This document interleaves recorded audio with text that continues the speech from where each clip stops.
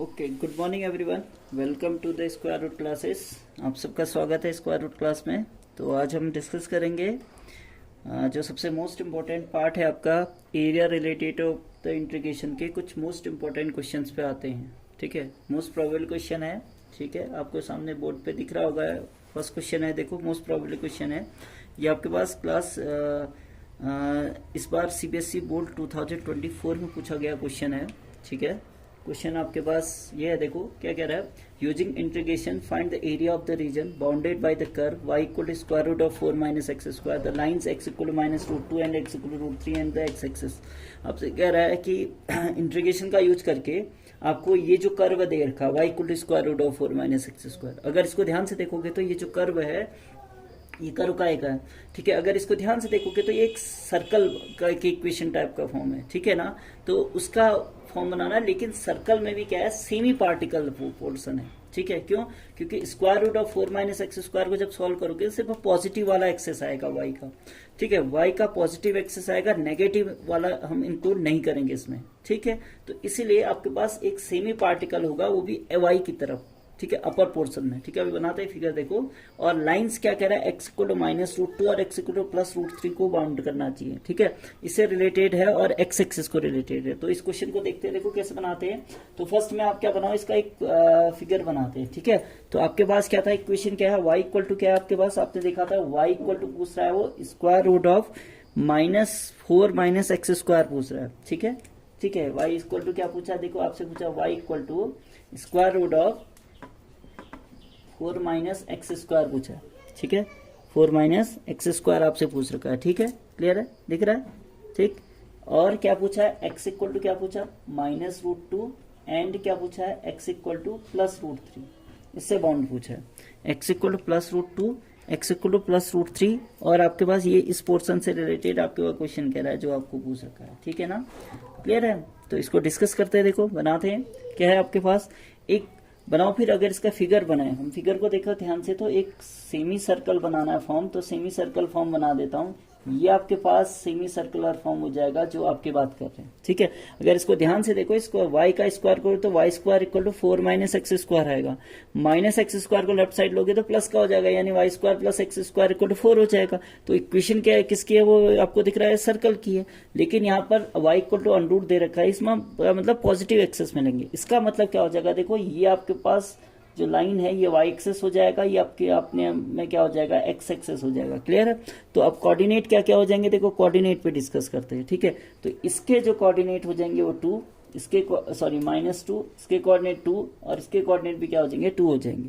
लेकिन आपको क्या लेना है, -√2 और +√3। -√2 का मतलब -√2 यानी माइनस का 1.4142। ठीक है, कहीं यहां पर होगा माइनस का 1.4142, मान लो ये है आपके पास, ये पोर्शन है -1.4142। और √3 का मतलब होता है 1.732, यानी 1.732 मान लो अप्रॉक्स, यहाँ जूम कर लेता हूँ 1.732। ठीक है, तो यानी ये आपके पास माइनस का √2 और ये आपके पास क्या है, प्लस का √3। तो इससे रीजन मतलब इस बाउंडेड रीजन का एरिया चाहिए आपको। ठीक है, ये वाला पोर्शन है, इसका एरिया निकालना है। ठीक है, क्लियर है। ठीक ठीक, इसका एरिया निकाल के दिखाना है। तो एरिया कैसे निकालेंगे, देखो आप सबको पता है, रीजन आपको लिखना चाहते हो नेम लिख सकते हो, ए बी सी और डी। ABCD का एरिया चाहिए। ठीक है, एरिया ऑफ ABCD चाहिए, तो निकालते हैं। देखो एरिया ऑफ ABCD। ठीक है, तो लिमिट कहां से चलेगी आपके पास, देखो -√2 से लेके √3 तक चलेगी। और क्या लिखते हैं, y/dx लिखते हैं, आप सबको पता है। ठीक है, लिखते क्या है, y/dx लिखते हैं।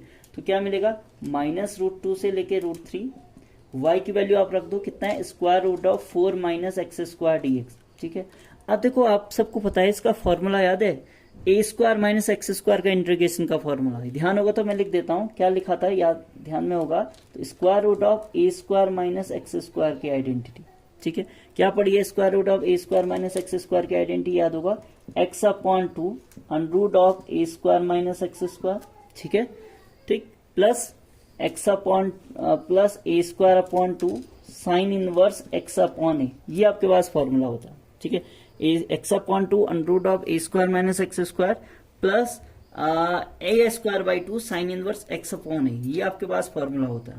ठीक है, तो इसको इस फॉर्मूले का यूज करते हैं यहाँ पर, इसको सॉल्व करते हैं। देखो क्लियर है, तो इसको सॉल्व करेंगे तो यानी क्या हो जाएगा आपके पास, क्या है x/2, तो x/2 आप राइट कर दो। ठीक है, उसके बाद आपसे क्या कहता है, अनरूट मतलब ब्रैकेट के अंदर क्या है 4 - x² है, तो 4 - x² ही रहने दो। ठीक है, इसी पे बात करते हैं, यही था 4 - x²। फिर क्या आपके पास प्लस को प्लस लिख दो a²। ठीक है, a² आपसे पूछ रहा है, तो a² क्या हो जाएगा, तो अगर हम देखें a² देखो a² मतलब 4 हो जाएगा। ठीक है, 4/2 आपको डिस्कस करना है, तो a² हो जाएगा 4/2, तो आप इसको 4/2 लिख दो, 4/2। ठीक है, फिर आपसे क्या पूछ रहा है, साइन इनवर्स x/a पूछ रहा है, तो यूज कर लेते हैं साइन इनवर्स x यानी आपके पास कितना है, x ही है, a यानी आपके पास 2 है, लिमिट कहां से कहां तक चल रही है, -√2 से लेके √3 तक चल रही है। ठीक है, ठीक, तो इसमें पहले अपर लिमिट यूज करो, फिर क्या करते हैं, लोअर लिमिट यूज करते हैं। ठीक है, जब अपर लिमिट और लोअर लिमिट यूज कर लोगे, देखो बनाते हैं क्या है, अपर लिमिट और लोअर लिमिट यूज कर लेते हैं, इसमें